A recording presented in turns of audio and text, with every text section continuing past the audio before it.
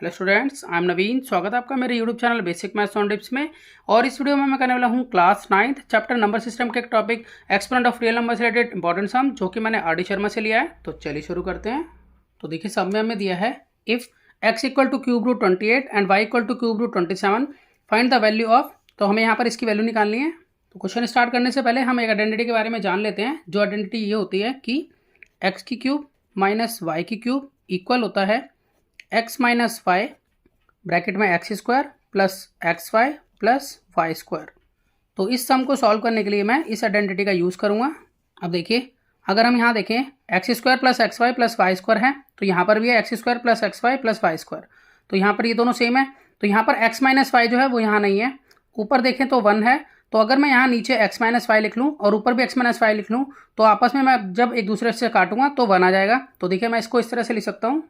यहाँ पर x plus Y, ये एज इट इज उतारा मैंने, माइनस यहाँ पर मैंने लिख लिया एक्स माइनस वाई, और यहाँ पर x minus y x square plus x y plus y square.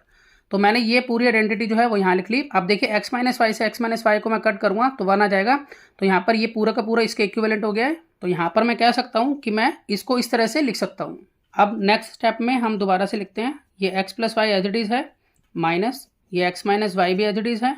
अब यहाँ पर ये पूरी की पूरी आइडेंटिटी है, तो मैं इसको इस तरह से लिख सकता हूँ x cube minus y cube. तो मैं यहाँ पर इसको लिख लेता हूँ x cube minus y cube. अब आगे चलते हैं क्वेश्चन में। तो यहाँ देखिए कि मेरे पास नीचे x cube minus y cube है, जबकि क्वेश्चन में मुझे एक्स और वाई की वैल्यू गिवन थी। देखिए, मुझे गिवन था कि एक्स जो है वो क्यूब रूट 28 है, ये मुझे क्वेश्चन में गिवन था। तो मुझे इससे यहाँ पर एक्स क्यूब निकालना होगा।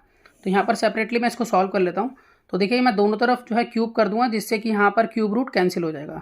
तो जब दोनों तरफ मैं क्यूबिंग करूँगा तो मैं यहाँ लिखूँगा एक्स क्यूब और यहाँ लिखूँगा क्यूब रूट 28 का होल क्यूब।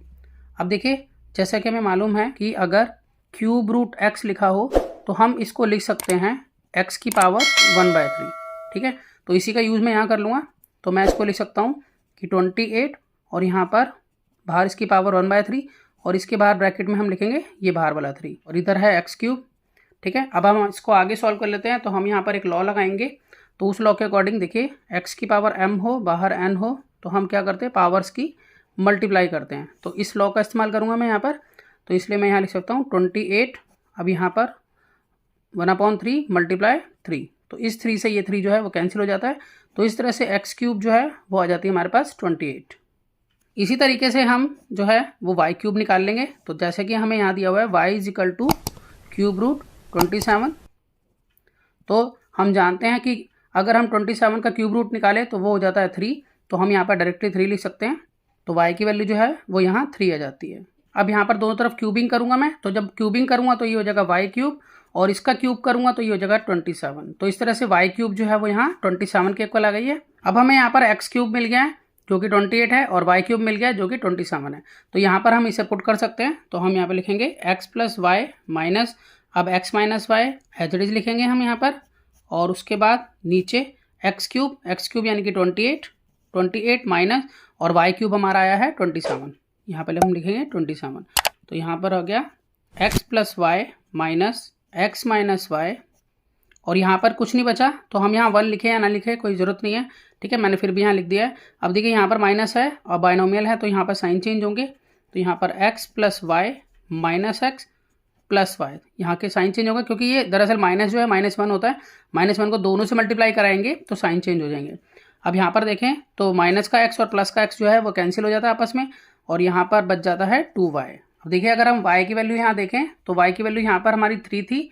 तो इसलिए हम यहाँ पर पुट कर सकते हैं कि 2 × में 3 यानी कि 6। तो 6 जो है वो इसका इस तरह से आंसर हो जाता है। तो मैं आशा करता हूँ कि आपको ये सम समझ में आया होगा। इसी तरह के बहुत से सम्स क्लास 9th के लिए पहले से अपलोड है, आप उन्हें देख सकते हैं। तो मिलते हैं नेक्स्ट वीडियो में और नए सम के साथ। तब तक के लिए गुड बाय।